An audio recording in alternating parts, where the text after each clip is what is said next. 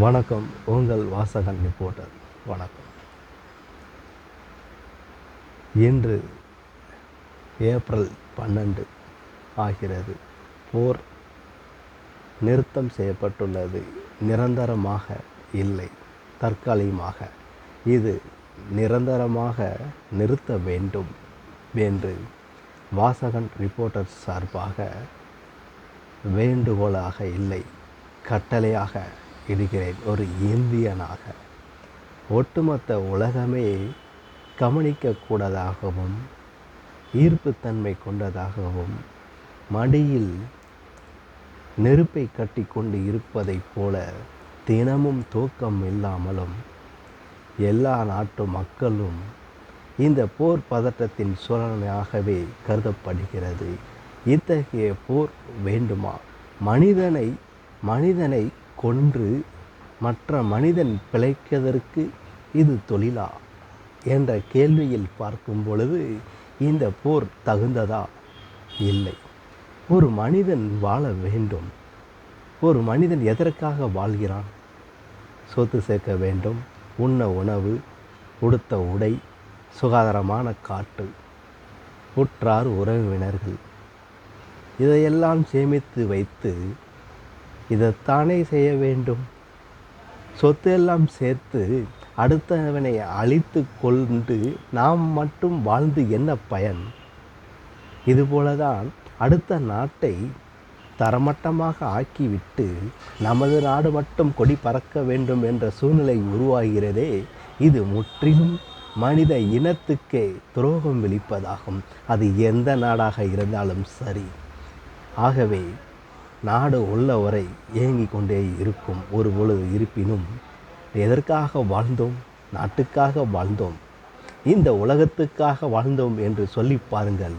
ஒரு உயிர் கூட போகாது உன்னால். ஆகவே இந்த போர் நிறுத்தம் முழுமையான சமத்துவம் பிறக்க வேண்டும், ஒற்றுமை பிறக்க வேண்டும். பாடப்புத்தகத்திலேயே சமாதானம் பிறக்க வேண்டும், ஒற்றுமை பிறக்க வேண்டும். எதற்கு சொல்லி கொடுத்தார்கள்? அமெரிக்காவை போல் வாழ வேண்டும் என்று எல்லோரும் ஆசைப்பட்டார்கள். இன்று அமெரிக்காவா என வெட்கக்கேடாக நினைக்கக்கூடிய சிந்தனை உருவாகி கொண்டு இருக்கிறது. ரோல் மாடலாக இருக்க வேண்டிய அமெரிக்கா பிற நாடுகள் அச்சுறுத்தும் வகையில் இருந்து கொண்டு இருக்கிறது. ஏன் இந்த போர்? ஆகவே போரை கைவிட்டு சமத்துவம் ஓங்க வேண்டும், ஒற்றுமை பொங்க வேண்டும், சந்தோஷம் நிலைக்க வேண்டும். ஒரு நாடு எதற்காக? மற்ற நாடுகளை ஊக்குவிப்பதற்காக தான் இருக்கிறார்கள் மனிதர்களும். அந்த ஊக்குவிப்பு இப்பொழுது எங்கே சென்றது? பாடப்புத்தகத்தில் உள்ளது போல் நாடு நடந்து கொண்டு இருக்கிறதா என்ற கேள்விகள் ஒவ்வொரு மனிதனும் மனதில் ஊன்றுகோலாக இயலப்பட்டு இருக்கிறது. ஆகவே போர் நிறுத்தம் வேண்டும் வேண்டும் வேண்டும், முற்றுப்புள்ளி வேண்டும். கார்முஸ் ஜலசந்தி வழியாக அனைத்து நாடுகளுக்கும் சரக்கு கப்பல்கள் செல்வதற்கு தடைகள் இருக்கக்கூடாது.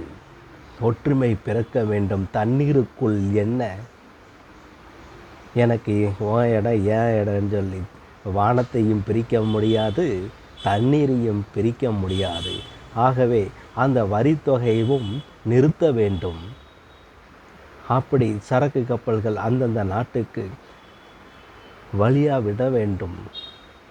வழிவிட்டால் உனக்கு வழி கிடைக்கும். இது நான் சொல்லவில்லை, அந்த இறைவனே சொல்லி இருக்கிறார்.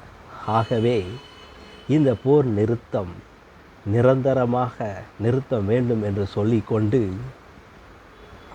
இந்த நாள் தான் நான் பிறந்தேன், இந்த நாளே என் உயிர் போனாலும் பரவாயில்லை, இந்த நாட்டுக்காக அல்ல, இந்த உலகத்துக்காக, போர் நிறுத்தத்துக்காக என்று ஆணைத்தரமாக சொல்லிக்கொள்கிறேன்.